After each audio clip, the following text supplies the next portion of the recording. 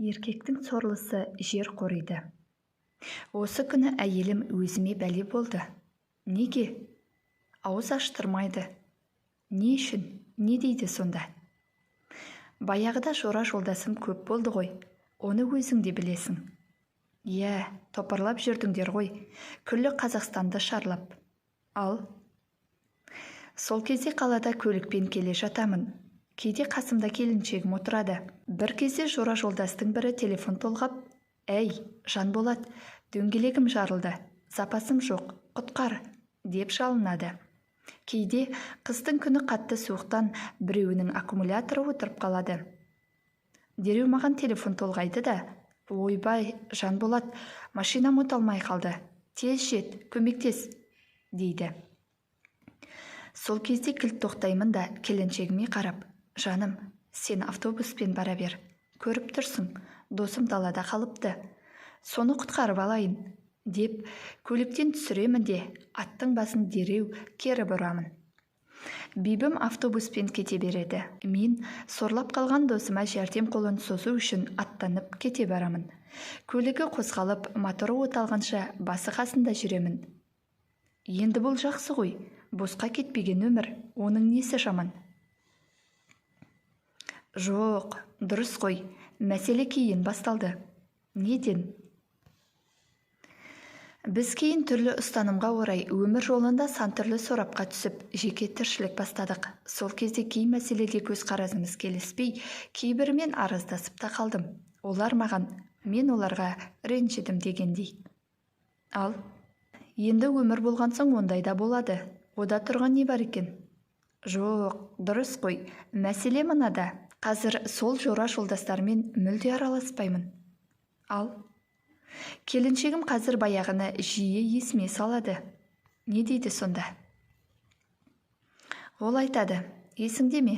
Баяғыда, «Ойбай, досым қиналып жатырмын, соған көмектесіп келейін», деп қалада көрінген жерде мені түсіріп кетуші едің. Ал, қане сол достарыңнан тапқан опаң? Жеме-жемге келгенде сырт айналды.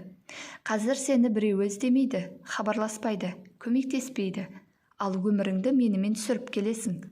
Сол кезде орта жолда мені көліктен түсіріп, кетіп қалатының есіме түссе, жаман жыным келеді.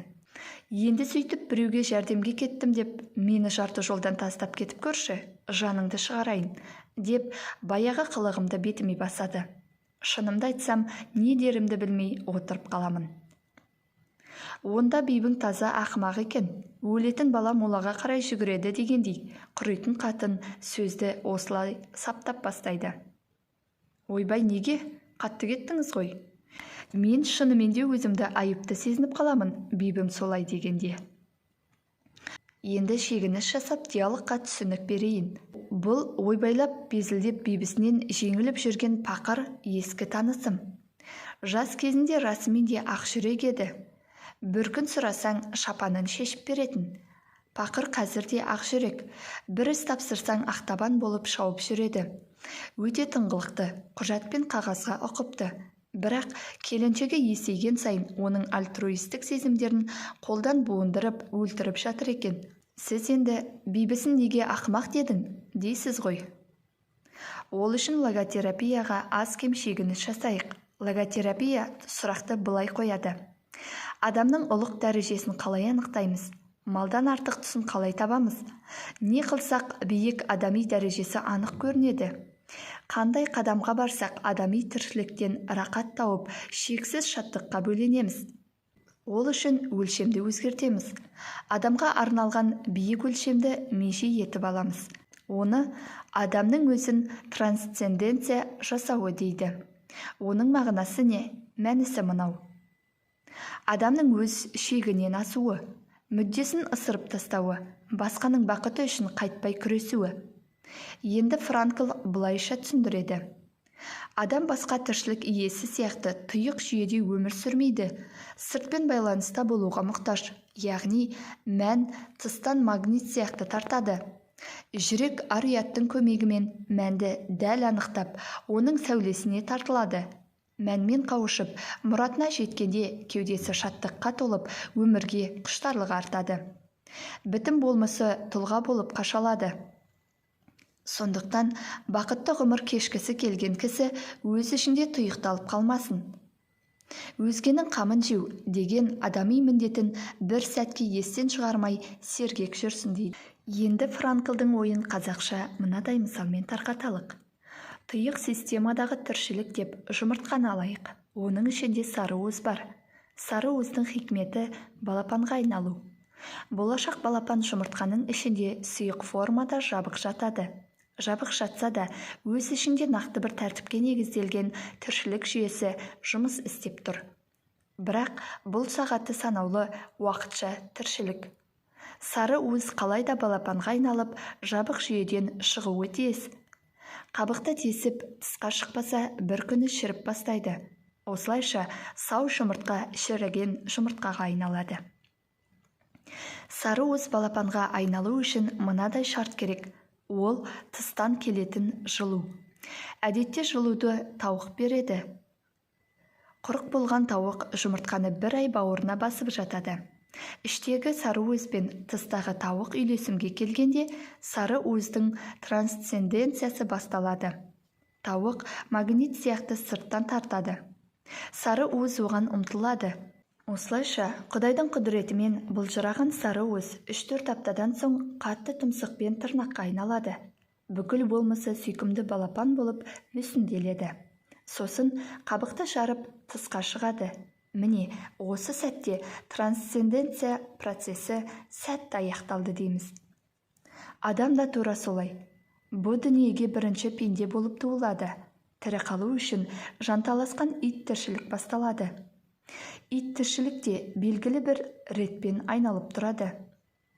Ит тіршіліктің өзін реттеуге 25-30 жылдай уақыт сарп болады.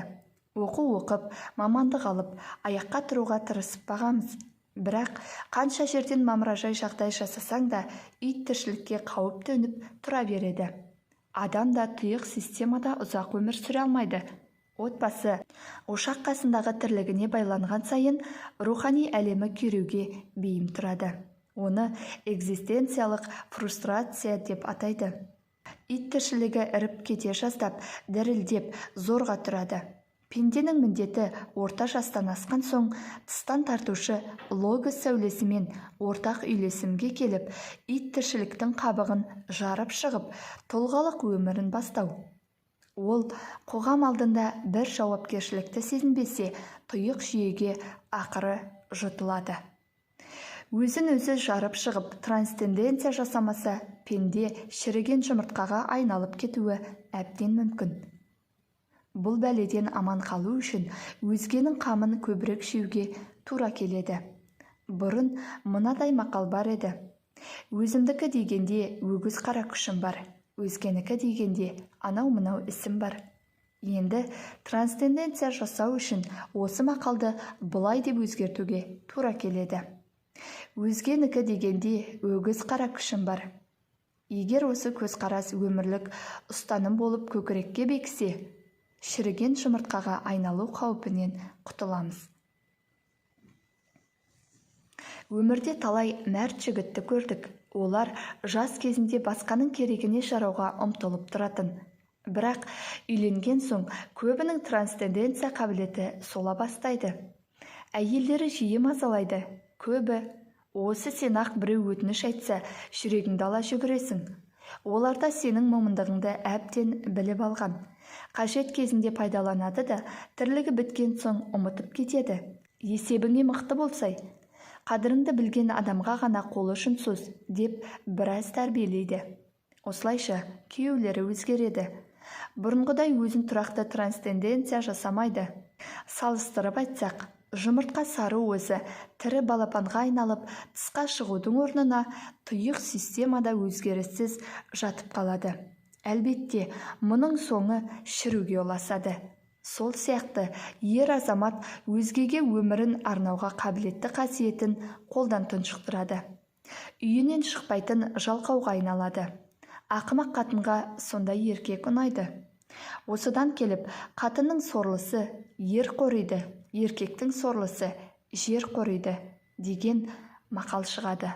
Енді ондай еркек әрі кетсе қайын жұрты келгенде ғана шаршамай шапқылауы мүмкін. Әрине, ол ісі бейбісіне майда жағады, бірақ бәрібір тұйық системаның шырмауына шатылады. Ғайыптан тартушы логос жайына қалады, тыстан тартатын мән жоқ. Хикмет кеудесіне ғайыптан сәуле құйылмайды. Көкірек көзі бітелген сайын пенде шіркін аласұрып, бұ дүниеге сыймай кетеді. Ондай кезде көбі жора жолдасымен кафеге, саунаға жиналып алып, сыра ішуді дәстүрге айналдырады.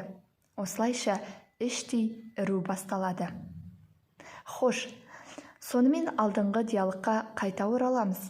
Мен: бибіңе айт, басы істесе олай жасамасын. Өзгенің мұқтаждығы дегенде алып ұшып тұратын трансцендентті қасиетіңді қырықпасын. Құрбысқа сені рухани күйретіп тынады.